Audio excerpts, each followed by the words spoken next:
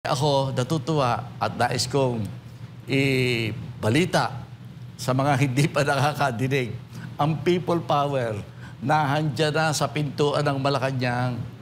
Darating na yan. Ngayon, ingatan natin. Samantalahin natin na kung magkakaroon tayo ng people power, magkakaroon ng tunay na pagbabago, ay ayusin natin. Paghandaan natin. Huwag yung, ang pinaghahandaan lang natin ay marami tayo sa karsada. Dapat may mga nag-iisip na, ay kung manalo tayo, paano? Anong klaseng electoral system ang dararapat natin gawin? Ano mga new policies para sa darating at susunod na gobyerno ang ating pinag-iisipan? Dapat may grupo na nagpaplano niyan. Dalawang bagay ang dapat nating iniintindi. Yung paano maging matagumpay ang people power at kung paano natin isasaayos ang bulok na sistema ng ating pamahalaan sa kasalukuyan.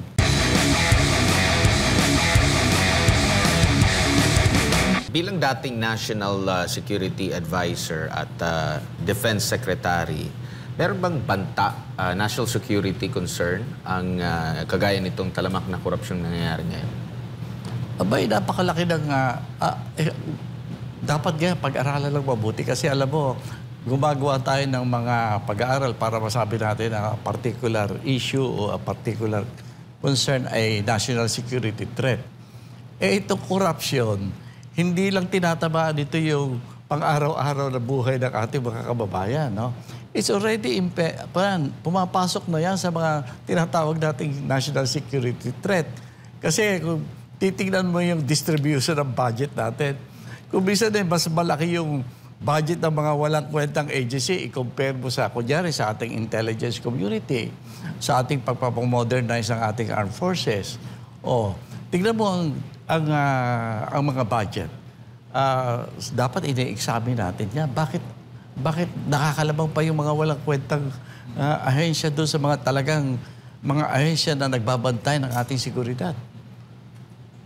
Opo, at kumbaga, ang puna pa nga ng ilang mga kritiko, masyado tayong matapang labang sa China, pero yung sa military natin, laging nababawasan yung para sa modernization. Itong recent lamang na pagdinig sa Defense Department, meron na naman na senador ang nagsasabi na siya na dismayado dahil bumababa na naman yung para sa modernization. Nakita niya na kung itong nalustay na pera or napunta lang sa korupsyon na pera, na modernize na sana yung ating military na pwedeng kumbaga pang palaman doon sa tapang natin, lalo na doon sa kahandaan natin kung sakaling magkaroon ng sumiklab, lalo na sa sigulot dyan sa bahagi ng West Philippine Sea. Talaga naman. Kaya nga dapat pag-isip-isipan na natin. No? Kasi hindi higpitan natin yung pagtungo ng budget doon sa mga dapat puntahan. No? Lalo na sa matters of national security. Kaya nga nasabi ko earlier, mukhang mas malaki pa yung budget doon para lang maproteksyonan na manatili sa puder ang ilang mga leader ng ating bansa. Mas binabawasan yung mga essentials, no? Katulad ng modernization of our armed forces. No? Sa kasalukuyan, kung titignan mo, sa buong daigdig, yung mga bansa na hindi basta-basta pumapayag sa giyera, committed sa peace.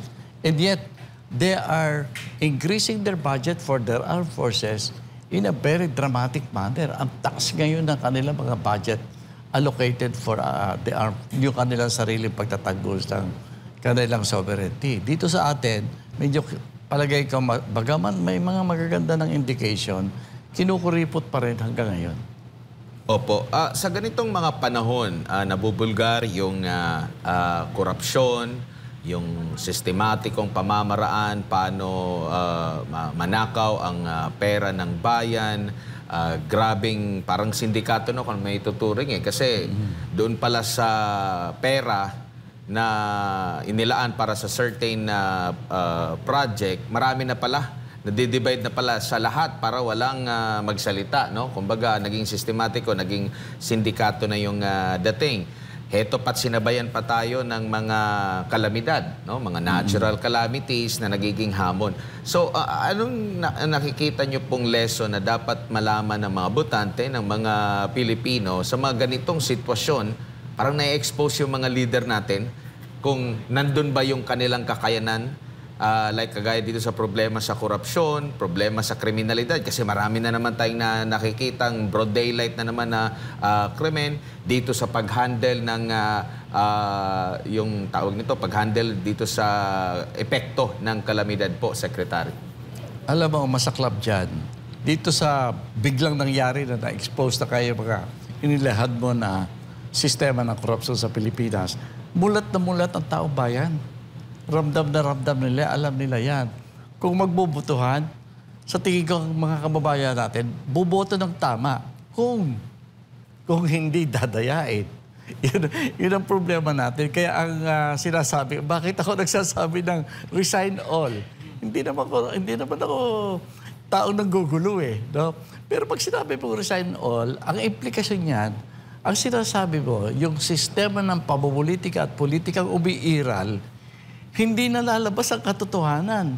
Hindi na lalabas ang kung ano kagustuhan ng ating sambayanan. Ang mga pagbabagong iniisip at nararamdaman ng ating lipunan ay hindi na mangyayari hanggat hindi natin talaga binabago ang sistemang umiiral ngayon sa electoral system natin.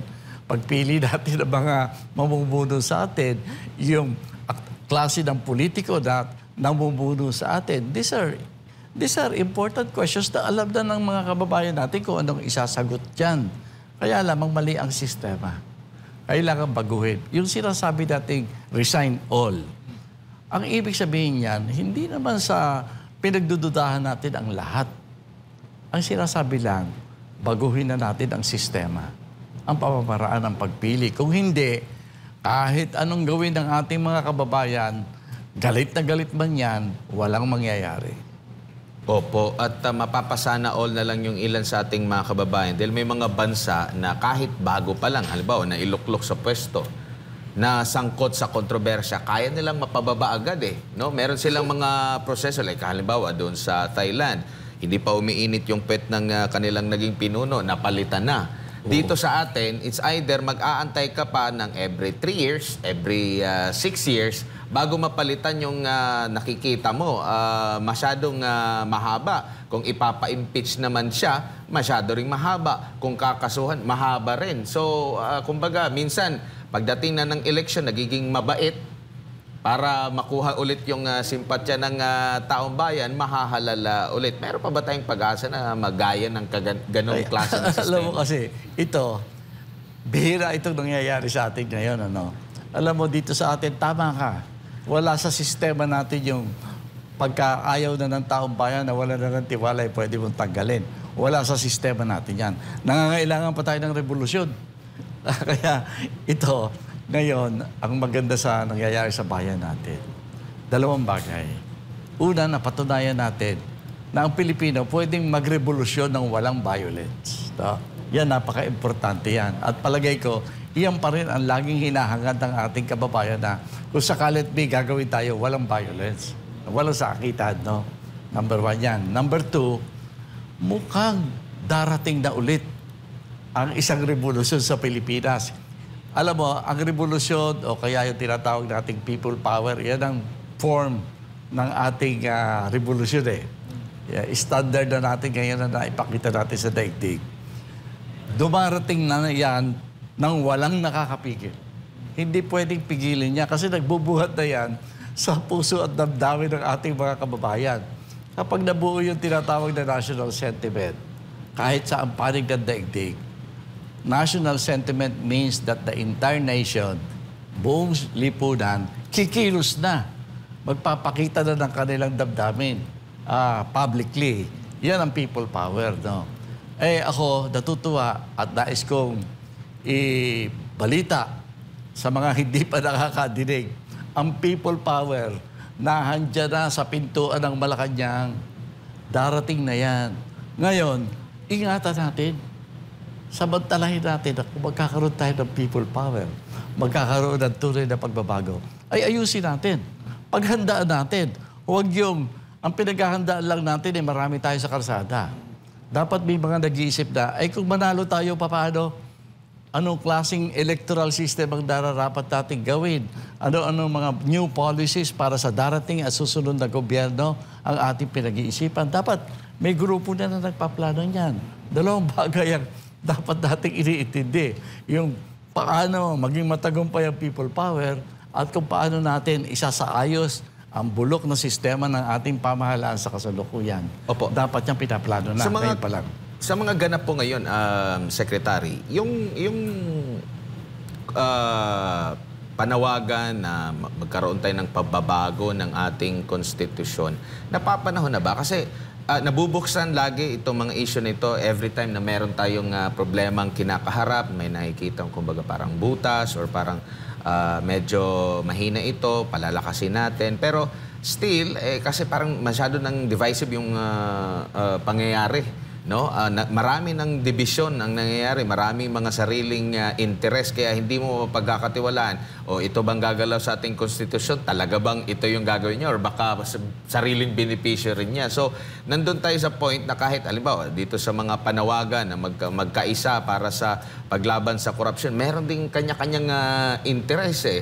So, meron bang chance yan na magkaisa talaga at para mapagplanuhan? Kasi kung hindi magkakaisa, apektado pa rin yung takbo ng ating bansa. Matatanggal mo nga, halimbawa, kung gusto nila talagang baguhin yung namumuno ngayon, yung susunod ba namumuno, matitiyak mo ba? Baka hindi rin magugustuhan, or yung pamamaraan ba, nandun ba sa polisiya natin, sa batas, sa konstitusyon natin, yung mali, yung sabay din dapat na baguhin? Kaya nga ako, personally, pinupropose ko, magkaroon muna tayo ng transition period, no? Isang transition na magkakaroon ng transition government para ito mga agam-agam na ganito, no? Para ilinaw lang natin, gusto natin magkasundo sa rally, gusto natin magkasundo-sundo. Wala naman tayong formula eh. Kaya dahan-dahan sana, medyo ilagyan natin ng formula yung, tatawagin natin formula of change. And the first step is regime change, at saka paglalagay muna ng transition government. Yung tinatawag nating pagbabago ng konstitusyon. Tama ang ating mga kababayan na magduda.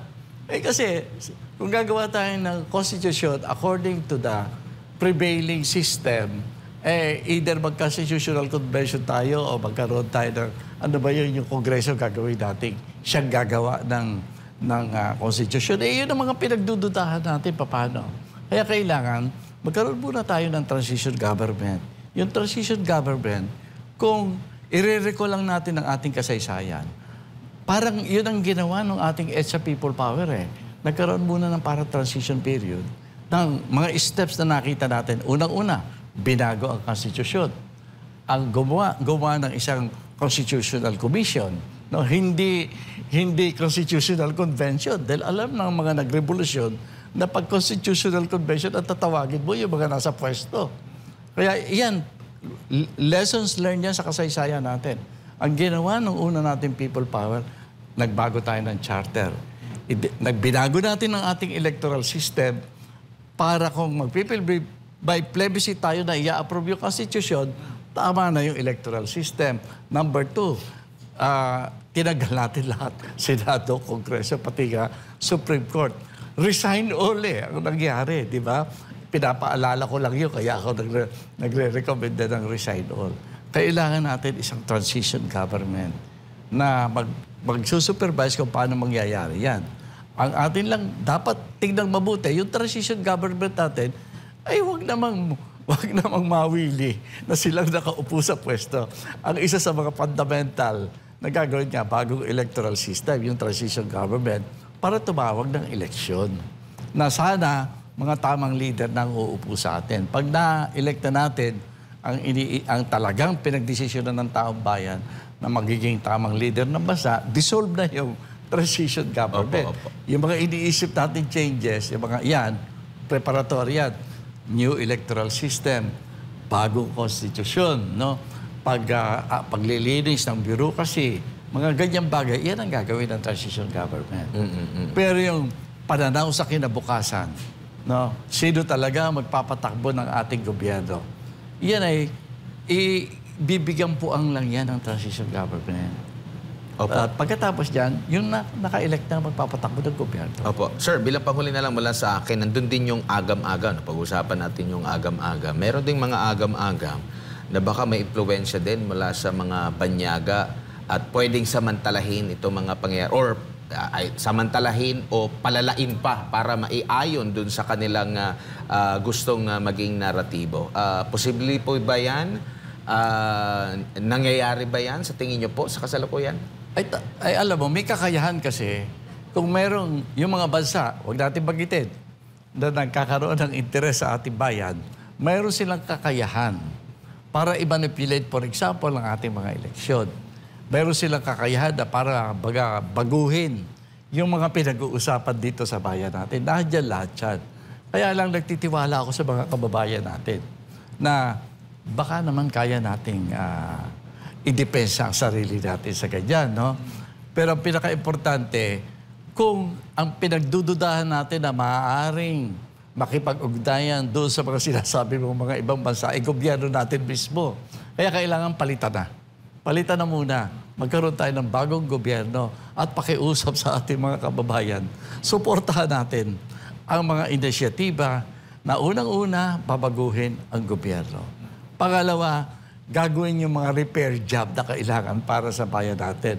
Pangatlo, titibayan ng gusto ang ating defense, no? Sa sinasabi mo, dahil talaga bilang dating security advisor at saka defense secretary, sinasabi ko na sa iyo, may tangka talagang malinaw na may nagtatangka sa bayan natin na tayo ay ilagay sa kanilang impluensya. Meron yan. Kaya hanggat maaga, palitan na natin yung gobyerno natin. Kasi ang gobyerno natin, sa tingin ko hindi ko nilalahat. Parang hindi na alam ang gagawin kung paano aayusin ang depensa natin. Ayan, huli na lang, Secretary, kung mag-resign po lahat ng mga opisyal, tulad nga itong mass resignation, sino po sa tingin po ninyo ang dapat mamuno sa ating bansa? Kung meron po kayong nakikitang unifying factor dito sa ating bansa. So, yan ang talagang pinag-uusapan ng todo ngayon. Sabi lang, kung malinaw lang kung sino papalit, di sana tapos na revolusyon. Pinag-uusapan. Ang pinag-uusapan hindi yung hindi kaya nung papalit. No? Hindi yun ang pinag-uusapan. Ang pinag-uusapan, linawin natin kung saan ihahatid ang taong bayan kung sakali at magwagi tayo matagal natin yung nasa Malacanang. No, yun ang pinag-uusapan ngayon. Kaya iyan, ang tingin ko dyan, ang mamumuno sa bayan sa simula ay yung mga nagkakasundo-sundo, nag-iisip. Yung mga nakakaintindi kung paano patatakbuhin ng gobyerno. Nakakaintindi kung anong takbo ng pamumulitika na dapat nating ipalit. No? Yan ang pinag-uusapan sa kasalukuyan. Kaya, sorry hindi ako makakapagbanggit ng pangalan sa ngayon. Alright, sir. Dahil baka may magalit sa akin. Anyways, huling mensahe na lamang po ninyo, Secretary, sa ating mga kababayan. Marami po sila nanonood po sa mga oras na ito. Ako pinapakiusap sa ating mga kababayan, padating na po tayo sa people power. Pero yan po ay nakasalalay pa rin sa inyong pagsali. No? Kaya inaanyayahan ko po ang lahat ng ating mga kababayan. Sa tingin ko, mukhang ang pinaplano November 30, magkakaroon ulit tayo ng pagtitipon sa mga kalsada. Kaya iniimbitahan ko po ang ating mga kababayan. Sumali po tayo dyan.